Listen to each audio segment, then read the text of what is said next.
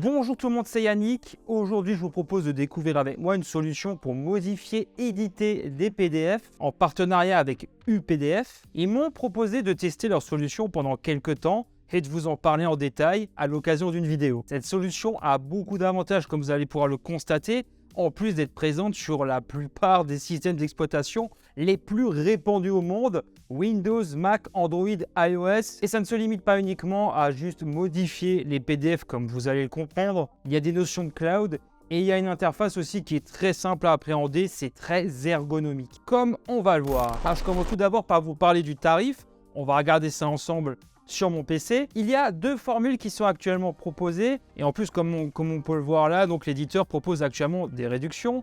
Donc c'est 29,99 € par an pour une licence qui couvre tous les systèmes d'exploitation, Windows, Mac, Android, iOS. On peut l'utiliser sur 2 PC et 2 smartphones. Pour information, UPDF ajoute à cela un cloud de 10 Go pour stocker ces différents fichiers PDF. Il y a aussi la possibilité d'acheter une licence à vie pour 49,99 €. Donc ça, c'est pour des licences individuelles. Il y a aussi une offre entreprise.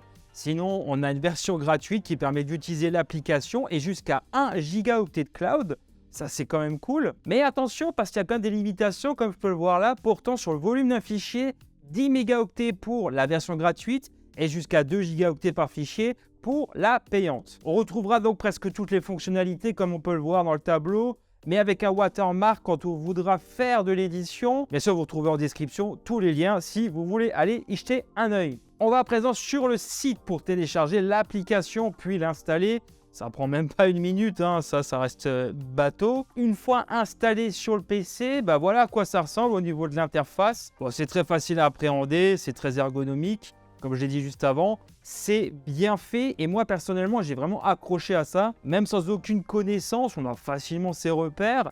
Pour ma démonstration, d'ailleurs, l'éditeur m'a donné une licence, bien sûr, et pour pouvoir montrer tout ça en détail. À gauche, on va retrouver les fichiers ouverts récemment, les favoris et le cloud. Tout en haut, on peut ouvrir d'autres onglets pour réaliser simultanément plusieurs tâches. Bon, c'est hyper cool, je trouve. Par défaut, les fichiers que l'on va ouvrir dans le logiciel ne sont pas stockés sur le PC. Il faudra faire un petit clic droit pour réaliser cette action. Quelques fonctionnalités supplémentaires sont disponibles dans Batch et je vais en détailler certaines juste après. Pour convertir des fichiers en PDF, je l'ai utilisé pour Word.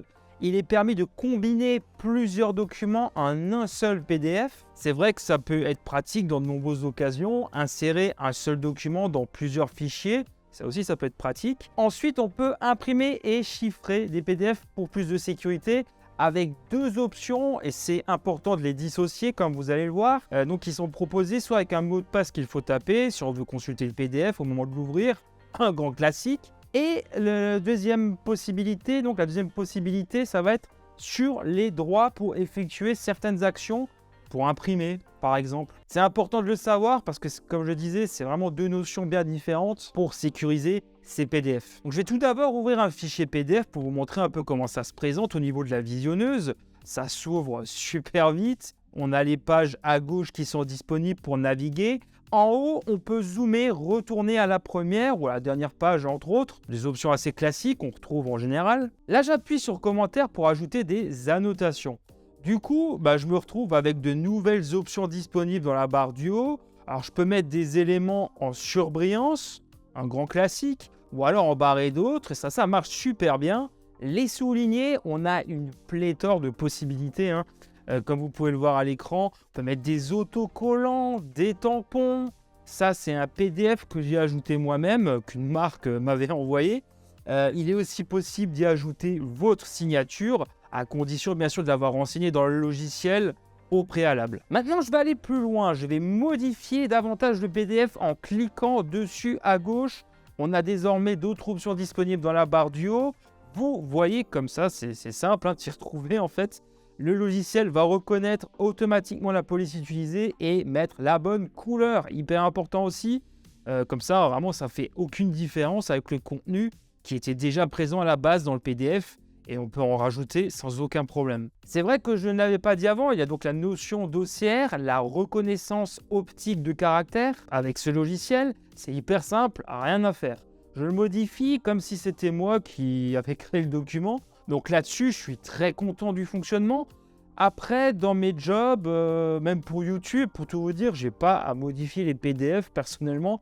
Ça ne m'arrive jamais. Mais si je voulais le faire, ce serait hyper simple comme ça, avec cette solution. Chose intéressante aussi, on peut organiser les pages autrement, juste par glisser-déposer. Si jamais vous souhaitez modifier l'ordre dans lequel elles apparaissent dans le PDF, ou tout simplement si vous souhaitez en ajouter. On peut insérer une autre page à partir d'un document qu'on a déjà sur notre ordinateur. Et après, bien sûr, comme je le disais, modifier l'ordre, mettre la page 3 à la page 1, etc. etc. Après, c'est vraiment vous qui décidez. C'est vrai que c'est quand même pratique et c'est très complet, mais ce n'est pas tout. Dernière option à gauche, on va pouvoir ajouter un filigrane, un autre arrière-plan ou des en-têtes et des pieds de page. Donc ça aussi, c'est des options en général qui sont très appréciées. Mais là, peut-être plus en entreprise que pour des particuliers. Comme j'ai montré avant, on peut convertir les fichiers PDF dans d'autres formats de documents. Voici la liste complète à droite, donc on peut le faire en Word. Je pense que c'est ce qui sera peut-être utilisé la plupart du temps, j'imagine. Je vais reprendre mon PDF et je vais le transformer en fichier Word. Alors là, pour le coup, je viens de le faire. Ça m'a l'air tout à fait lisible, bien fichu. Le logiciel demande aussi la langue du document. Ça, c'est aussi important de le noter. Et on a accès à quelques paramètres portant sur la reconnaissance de la langue et la mise en page, bien sûr. Une application mobile est aussi proposée, comme j'ai indiqué en début de vidéo. Ça fonctionne de la même manière que sur PC. L'ergonomie reste très proche, bien que plus optimisée pour une utilisation tactile sur smartphone, bien entendu. Encore une fois, c'est très bien pensé. On retrouve les fonctionnalités que je vous ai présentées dans la vidéo. Pratique et rapide, rien à ajouter. Avant de conclure, UPDF compare sa solution avec un concurrent qui est PDF Expert en mettant en avant plusieurs arguments, notamment le fait de pouvoir ajouter des filigranes et des arrière-plans, comme on l'a vu avant, mais aussi de proposer la conversion de PDF en un autre format, d'insérer des pages et de partager via un lien à partir du cloud les différents fichiers stockés. C'est vrai que ça, j'en avais pas parlé avant, mais UPDF le propose, c'est quand même vachement pratique. Et on a l'habitude de voir ça sur différentes solutions cloud en général, soit comme Dropbox, Google Drive, etc. Les liens sont en description, comme j'ai dit tout à l'heure.